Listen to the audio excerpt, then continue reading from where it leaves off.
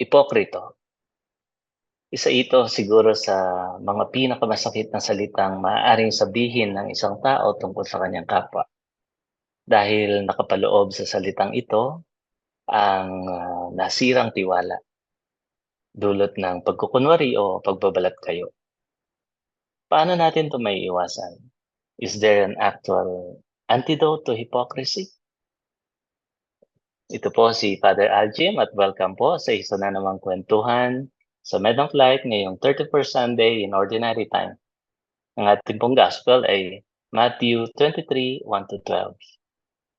Sa ating pong ebanghelyo, bagamat kinikilala ng Panginoon ang karapatan, ang kapangyarihan o authority ng mga religious leaders during his times, ah, pinapayuhan niya ang kanyang mga disipulo, kanyang mga tagasunod na huwag gagayahin ang kanilang pagbabalag kayo, not to imitate their hypocrisy and heartless legalism. Pero sa episode po na ito, we will not dwell so much sa to the negativity of hypocrisy and legalism. Instead, our focus will be the antidote to hypocrisy, which is authenticity. Pagpapakatotoo. Ano ang tunay sa atin? Ano ang totoo sa atin? Ang episode na ito ay parang paglalakbay. Paglalakbay para mas makilala natin na mas malalim ang ating mga sarili. Because authenticity is only possible if we deepen our understanding of ourselves, of who we are. Ano ang huwad sa ating mga sarili, our false self? Ano naman ang totoo sa ating mga sarili, our true self? Kaya naman po ang title ng ating episode ay Authentic kontra Plastic. Pakinggan po muna natin ang ating ebanghelyo na ipapahayag sa atin ni Father John Bartolome, ang ating direktor.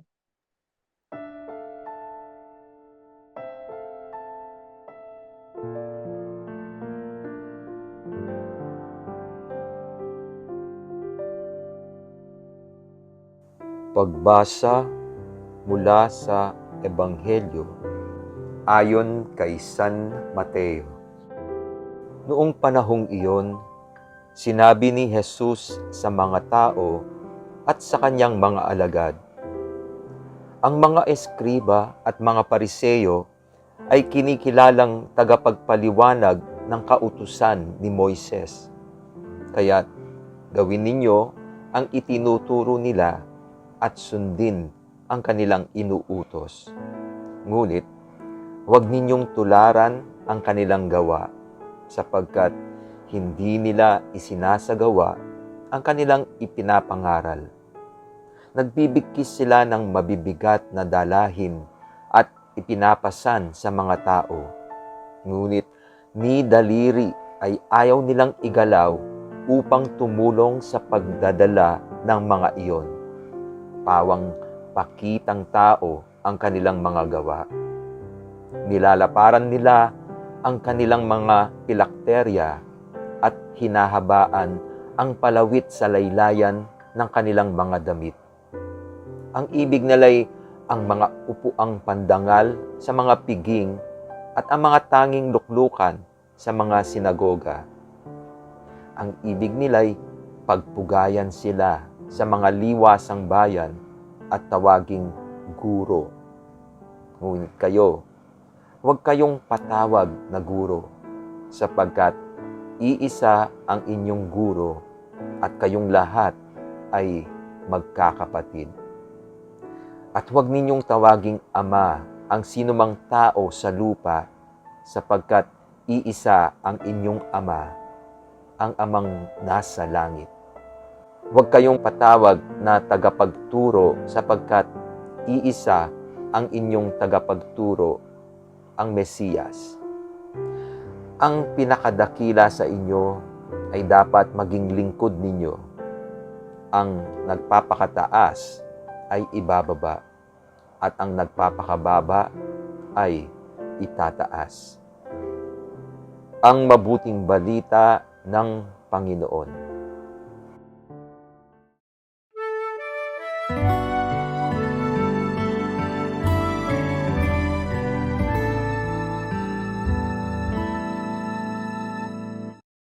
Authentic kontra plastic. Ito po ang ating episode sa 31st Sunday in Ordinary Time. Ang ating pong ebanghelyo ay Matthew 23, 1-12. Ito po si Father Aljim dito sa seminary ng Mother of Good Counsel sa San Fernando, Pampanga. Masayang makakasama ninyo sa ating kwentuhan na walang plastikan. Po si Father Deo Galang from our parish dito po sa Holy Cross Parish sa Pangbato, Angeles City. At ito po si Brother Joey Angeles from Angeles City. Kumusta po kayo? Kumusta, Father Deo, Brother Joey? Thank you for hosting for us among Elgin. Opo, hindi ko matanggihan ang aking director, siyempre. Ang ating ebanghelyo, marami siyang punto na pwedeng pulutin. Pero sa aking paghahanda, pinili kong pulutin yung sinabi ni Jesus. Itong mga Pariseo, mga Eskriba, pakinggan nyo ang kanilang sinasabi. Pero wag niyong gagayahin ang kanilang ginagawa. Ipinapahiwatig nito ang isang katotohanan sa ating buhay, lalo-lalo na tayong mga nasa simbahan. Ang katotohanan na minsan, talagang magaling tayo sa pagsasalita, pero hindi nakikita sa gawa ang ating sinasabi. There's the actual discrepancy sa ating salita at gawa. And we call that hypocrisy. At meron pa siyang isang punto na it has to do with the legalism of the scribes, na para bang wala nang pinakamahalaga kung hindi ang batas. Siguro mas mainam na unawain po muna natin, ano ba talaga ang hypocrisy, ano ba talaga ang legalism. Baka pwede tayong tulungan ni Brother Joey sa pagpapaliwanag sa dalawang salitang yan. Yes, Among Aljim. Hypocrisy is appearing to be someone you are not. No? Sa Tagalog nga, may ginagamit natin yung term na plastic, di ba?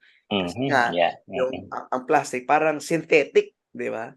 A hypocrite is someone who is insincere or is putting up a face, di ba? A facade, a mask. Yung legalism naman is an overemphasis on the laws, discipline, and or legal ideas. It is overly emphasizing on the letters of the law rather than giving a premium dun sa spirit of the law. Kaya naman galit na galit si Jesus sa mga Pariseo. It's because of that. Maraming salamat doon sa pagpapaliwanag, Brother Joey. Actually, minsan tinatawag ko ang dalawang ito na the temptation of superficiality. Parang mababaw lang. Kasi parang pag nagkukunwari ka, hanggang pabalat lang. Yung nakikita lang ang concern mo. Na hindi talaga, hindi mo binibigyan ng halaga ang tunay sa kalooban mo. Hanggang pabalat lamang, hanggang pagkukunwari, kaya nga superficial. Ganon din ang legalism. Parang you obey laws out of obligation. Dahil you are obligated to do it. Kung hindi mo naman susundin. You don't just obey the law out of obligation. We are asked also to obey out of devotion, dahil alam natin yung pinaka-value ng batas. Diba, meron tayong mga tinatawag na sincere, no? Sincerity, na parang authenticity rin. No? Yung diba, parang meron tayong Greek play noon na yung mga actors, meron silang maskara. Yung talagang they're just playing a role. This is my role, no? And I have to do it. And that role, sometimes, kahit tapos na, dala-dala pa natin yung maskara. Kaya yung word na sincerity is to be sincere, parang without the mask, no? Parang tanggalin mo lang yung maskara. Yung sinasabi ni Father Aljim sigurong the facade. Yun lang yung sinusuot natin. Sometimes you have to show that you're strong. You are a judge, no? You have to show impartiality. If you are in a situation that you have to play a role. Kung referee ka sa basketball, hindi ka pwedeng mapapalakpak pag nagdang si Lebron, kasi referee ka, you're doing a role. Pero after that, you have to remove it. You are a father to your children, a husband to your wife, a son to your parents, yung the true self is something overtaken today. Kasi among Elgin, di ba, nagmimisa tayo sa mall, no? Yung sa third floor Yeah, ng opo. talaga pinagagastusan yung mukha eh. Talaga totoo naman. Pati Yeah. yung ano, everything, okay naman po yun eh. But sometimes, nakakatakot pong pag doon lang yung emphasis natin. The Sera, what they see is, I hope it's the same as what they have inside the heart, yung sa kalooban, sinasabi mo kanina. Napakaganda. In our earlier discussion of Cam, you were pertaining to a particular book of Father Richard Rohr, yung Yes. Immortal Diamond, I think, no? Yes. And it talks about our journey from our false self to our true self, no? Well, yung false self, I think that is what is the one causing Yes. the hypocrisy, di ba? Yes. And prompting us to become legalistic. Well, I guess there are certain signs that can point to our false self, and we must be really careful. Like, for instance, the masks that we wear, like nasabi ni Among Deo, the image we try to maintain to the outside world, our subtle desires that transform into addictions or maybe ambitions, and the many ways we gravitate towards wealth, security, honor, power, or the kaya let's be a little practical, selfies that we take to display our title, places of honor, or dress. Naalala ko tuloy yung sinabi ni Jesus about tassels and phylacteries of the Pharisees and other marks of external privilege, di ba? We have to be careful about those. Yeah, actually yun nga po ang inspirasyon natin sa discussion na ito. Related dun sa sinasabi natin, hypocrisy and legalism, is our idea of ano bang hindi totoo sa atin. Sabi ni Rohr, hindi naman ito masama eh. To some extent, kailangan natin to, itong false self na ito. We also need the container. Pero hindi tayo dapat manatili sa container lang na parang ang concern natin yung mga bagay, the things that we have, the thing, the material things, the clothes we wear, our car, and these things, these are temporary, sabi niya. Mawawala lahat. At kapag ang ating identity ay naka-associate sa mga bagay na meron tayo na nawawala, then we are, at the end of the day, we end up asking ourselves, have I lived a meaningful life? Having all this sa aking sarili, ito ba talaga ang aking tunay na pagkatao? Ito ba talaga ang gustong legacy iwanan ko sa buhay ko? Kaya it's important to understand our true self. We have to know the idea of false self. Mga bagay na kailangan natin, pero hindi nananatili, nawawala, hindi permanente. Katulad ng nabanggit mo, Brother Joey, yung mga labels sa ating mga pangalan, mga labels na ina-associate sa ating pagkatao. Sa ating susunod na part, we will talk about ano naman ang totoo sa atin. Sa part na to, we talked about ano ang huwad, ano ang panandalian lamang, lumilipas. Sa susunod, ano ang likas sa ating pagkatao, our true self. Huwag po kayong aalis at magbabalik po ang Men of Light. Please stay with us.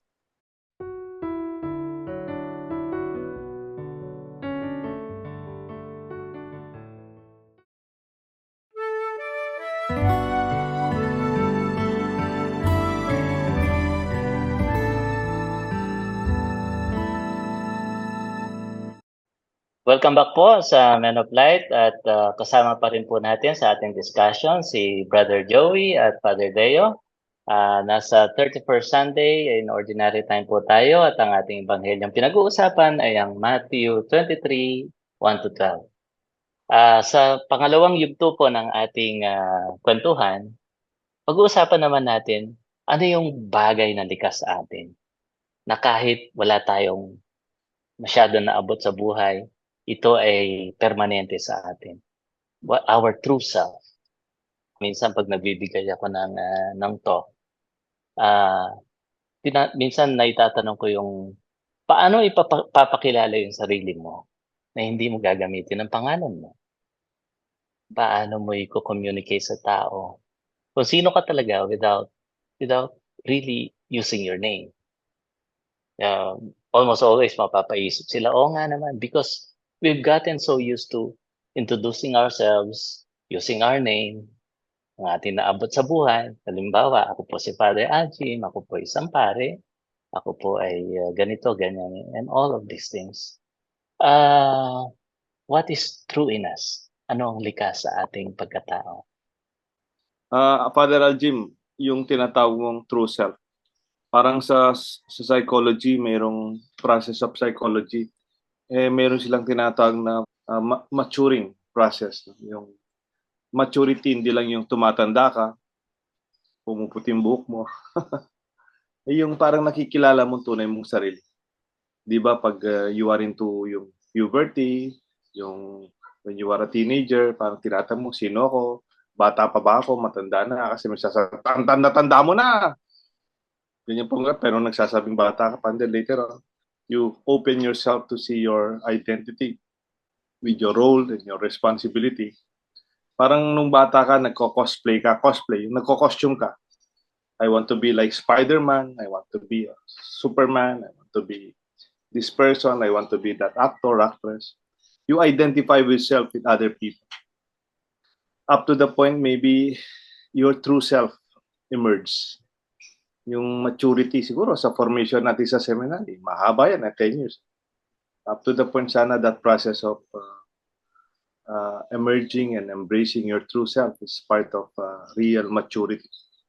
And siguro yun yung prosesong sinasabi natin, yung true self is a process that we go through. Hindi naman ako to, hindi naman ako yung medalya ko, hindi naman ako yung position ko, hindi naman ako yung tawag ng mga tao sa akin. Minsan may tawag sa yung mga tao, di ba? You are not that person. And when you begin to embrace that true person in you, I think that's the beginning of real maturity.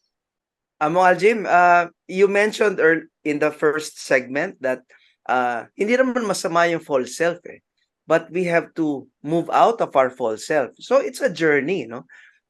May konting warning si Father Lord sa kanyang libro. Sabi niya, in our search for our true self, medyo nababawasan o may humihinto minsan when we settle into a successful role. When we dress up ourselves with success, sabi niya, we allow the world to define us from the outside. Katulad ng sinabi mo, yung panglabas, pabalat, superficial. And we tend to remain focused on that. And we never go back inside, yung pangloob, yung mahalaga. In fact, I remember a famous quote from Jim Carrey. Sabi niya, I think everybody should get rich and famous and do everything they ever dreamed of so that they can see that it is not the answer. Diba? Yeah. Panlabas lang yan eh. Thank you doon, Brother Joe.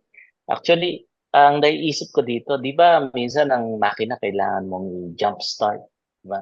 Kaya nga sabi ni Father Roar, hindi talaga masama ang false self. We need it some extent.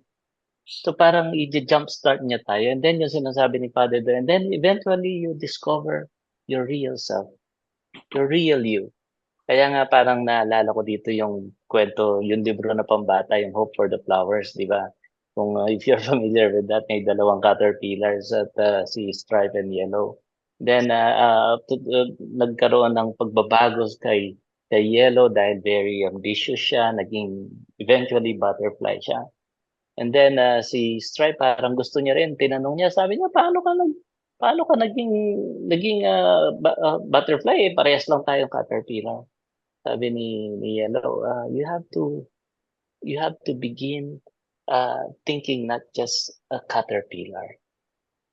Parang you go beyond your cocoon. You have to go through the process para makilala mo kung sino ka talaga, kung ano ang pagkatao mo. Actually, yung term na ginamit ni Lord dito, your soul. Kahit wala ka pang ginagawa, kahit wala kang ma-achieve sa buhay mo, mahal ka na ng Diyos kasi you have been infused with that divine life sa pagkatao mo. Kaya nga di ba, may kanta si Carpenters noon, "You have to love me for what I am, for simply being me." Yan ang desire natin lahat yung makilala natin kung ano ang tunay sa tao at ano ang tunay sa ating mga sarili. Dahil sa ganitong paraan lang natin malalaman yung sinasabi ng Panginoon na, do not call anyone master. Huwag kayo magpapatawag na master. You also have to know your place, sabi niya sa Ebanghelyo. At parte ng pag nalaman mo kung sino ka, kung ano ka, then you will know your place. You will know your place dahil alam mo na kung ano ka at sino ka. Kaya related nga sa humility itong ating pinag-uusapan Kasi it's really it requires humility to accept and to believe who you are, your true self. Mga Jim, if I can mention this lang, I found this excerpt from the book quite interesting. Sabi niya, the early Christian writers tell us that the discovery of our true self is also at the same time a discovery of God. Kasama yan, sabi niya. And then he uses the image of a cart pulled by a horse. Sabi niya, ang isa sa mga mali natin, masyado tayo nagko-concentrate sa cart. I want to have the best cart. Sabi niya, okay, I want to have a lot of loads of carts. And however, these carts will never produce the horse. And it never does, sabi niya. Kumbaga, it will not move. You need horsepower. The horsepower is precisely our experience with the union with God. Kumbaga, God is the primary source. And with Him, the spring water will forever keep flowing naturally. Ang ganda ng pagkasabi niya nun. Yeah. Parang naalala ko tuloy yung sinabi ni San Agustin, yung our hearts are restless until they rest in you. At the end of the day, we are on a journey. At sa paglalakbay na ito, ang kinikilala natin ang ating tunay na pagkatao. Dahil dito nakasalalay kung paano natin mas magiging bubuhayin ang ating mga sarili, ang ating mga komunidad na naaayon sa plano ng Diyos para sa atin. The deeper we know ourselves, the deeper we get to know God. Kapag para tayo nagsasalamin. At kapag lumalalim ang ating pangunawa sa ating sarili, nakikilala din natin ang Diyos. Magbabalik tayo sa pangatlong yugto ng ating kwentuhan. At ngayon naman, pag-uusapan naman natin sa pangatlong yugto, ano ba? Meron ba mga taong ganyan? Meron ba tayong mga kilalang mga taong they are living an authentic life? Huwag po kayong aalis at magbabalik po ang Men of Light.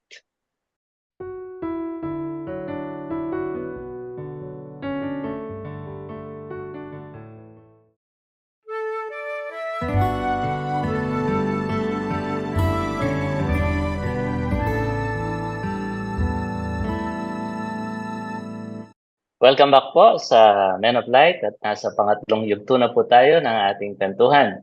Sa parting ito, pag-uusapan po natin, meron ba tayong mga kilalang mga taong they live an authentic life? Or talagang nasa punto na sila na they are realizing their true self. Ako, naiisip kong halimbawa sa puntong ito top of my head, mga babies na wala man silang ginagawa.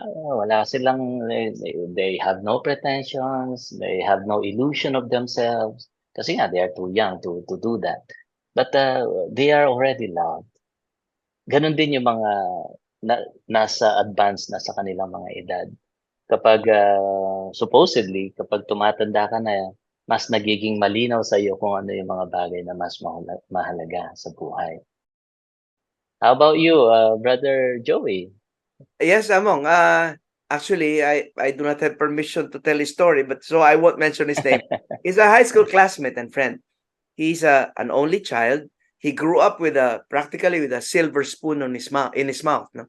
He's well provided for, and he got everything he wanted.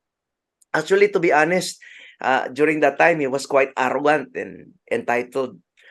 And why not? He was an honor student. He was a a prized athlete. He was very popular in school. He graduated with honors in high school, with Latin honors in college, di ba? He came from a family of doctors who happened to own a big hospital in the province. He was to follow in the footsteps of his parents and take over the hospital one day. He went to medical school in the Philippines and became a full-fledged doctor. Took his specializations in the United States, then came back to the country as a pediatric neurosurgeon. Yeah. And then he was living an ideal textbook successful life, something many people could only dream of. One day, his former Filipino-American doctor classmates organized a medical mission to service the poor in far-flung rural areas in our country. But this would forever change the course of his life. After this, and after much soul-searching and spiritual direction, he chose to leave his lucrative practice and serve poor communities around the country. I asked him once, sabi niya, what happened? Why the change of heart? Sabi niya, when I was in college, I was a Jesuit volunteer. I taught in underprivileged communities. And those were one of the happiest moments of and my most fulfilling times of my life. But I ignored it, and I set out on my regular path. But this series of medical missions rekindled that fire in me. That's why I decided to answer the call that has been nagging me for years. So right now, tinalikuran niya lahat. And he's serving the poor right now using his gifts and talents. Parang may narinig akong kwento kanyan, Brother Joey. It's like revisiting your vocation. Yung ganyan din, naging doktor na siya. Maganda na yung ano niya. And then suddenly nag-leave siya after 10 years. He went back to his original vocation. Not the professional doctor's hospital, but a doctor in the barrios. And sabi niya, that made me change my life. Kaya lang, when you are stuck in an institution like a hospital, o minsan tayo sa school, sa seminaryo, kaya church, sometimes there is more into you that you really want to discover. Kaya nga ako minsan, sabi ni T.S. Eliot, the greatest temptation or the last temptation is the greatest reason to do a right deed for a wrong reason. No? Parang you're just doing it out of expectation, or maybe to please your parents, and later on it will emerge into your true calling. Ito naman, baliktad naman authenticity, na siya naman doktor. May edad na siyang doktor. And then later on, he gave up being a doctor. He just wanted to be a husband to his wife, and a father to his children, and a grandfather to his grandchildren, and also a friend to his friends. Kasi minsan nakwento niya, sa pagka-busy niya sa very, very active and very, very successful medical practice niya, madalas niyang binibisita yung kapatid niya. Bumibisita yung kapatid niya, tara mag-lunch tayo. Ay, kuya, sorry, nakita mo naman, haba ng pila ng mga pasyente. Next time na lang. Every time the brother visits him here in the province, etc. Next time na lang, kuya. Next time. And always like that. Wala siyang time to meet the brother. And then suddenly, the brother died. The brother died. And until now, nasa puso niya, he did not have the time to have lunch with my brother. Because of my... Wala naman masama sa ginagawa niya, sabi natin, no? Hindi naman masama maging mabuting doktor. In fact, mabuting doktor siya, tumutulong siya. And later on, he gave up. Talagang pati yung resibo ng kanyang biyayaran, no? Pero he's still helping. No? Sa mga binibisita niyang kaibigan, ang bibisita, reseta, parang ano lang, talagang he's 100% sa family. Being the real role of a father and a husband. And still helping family in different family ministries. Yeah. Very inspiring yung mga stories na ganyan. Kanina off-cam nagkukwentuhan tayo, nagbibiruan tayo. Sino pwedeng mga living saints na ngayon. Meron din mga people who are living authentic life. Ngayon, they are living authentic lives. At merong isang psychologist na nagsabi, Brené Brown, sabi niya, authenticity is a requirement for belonging. If you truly want to belong in something meaningful, something essential, belong to God, we really have to discover our true self. We really have to live authentic life. Magbabalik po ang Men of Light sa huling yugto para sa ating mga text messages, Facebook messages, at saka prayers ng ating kapatid na si Brother Joey. Huwag po kayong aalis at stay with us.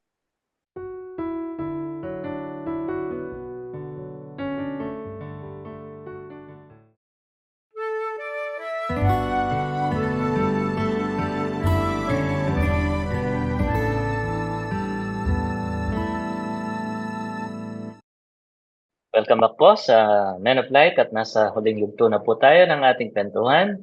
Sa yugto pong ito, babasahin natin ang mga Facebook messages at saka YouTube messages at prayer po ni Brother Joey at blessing ni Father Deo. Para sa ating pong mga Facebook messages from Sean Kyle Flores. Hello to the host and crew of Men of Light. I'm really glad to be part of your weekly episodes, especially to Daylight Quotes. God bless and mabuhay. Halos po mga comments natin ay galing sa mga daily reflections natin and quotations. Katulad ho galing kay Belina Singyan Katigbak. Lord, that I may blaze more with passion, zeal, and love. Thank you for empowering me.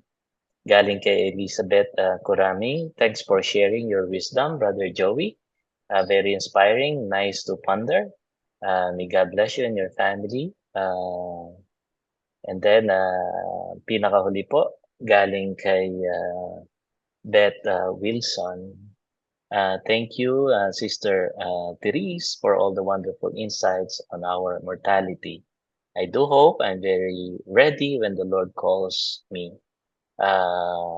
Been doing my very best so that I can say I am ready anytime. God bless po. So, yun po muna ang ating mga Facebook messages. Yung ating mga greetings po for the birthdays of November 5 to 11 from the clergy of Pampanga and also from the Friends of Men of Light. Una pa yung November 5, birthday po ni Father Alex Dizon, Father Bay, and then Father Edgar Panillo, Father Garu, happy birthday. And then November 10, si Father Emiliano Dizon Jr. Apong Emila, happy birthday.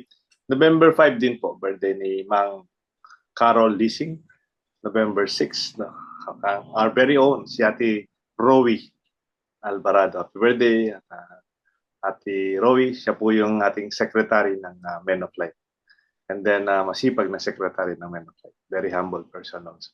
And then, November 8, si Faye Garcia. And also, si Bea Cruz. Happy birthday sa inyo.